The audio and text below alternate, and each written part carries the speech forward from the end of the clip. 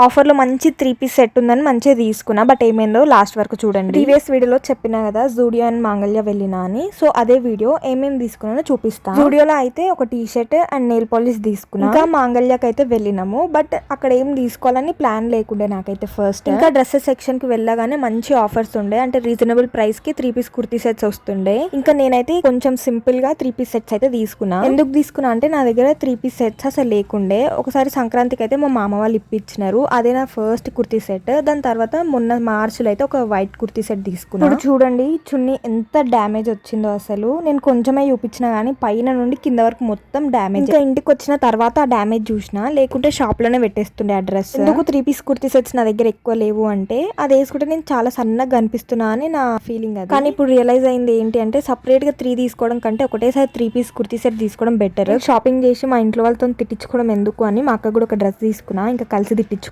సరే మరి వీడియో నచ్చితే లైక్, షేర్ అండ్ సబ్స్క్రైబ్.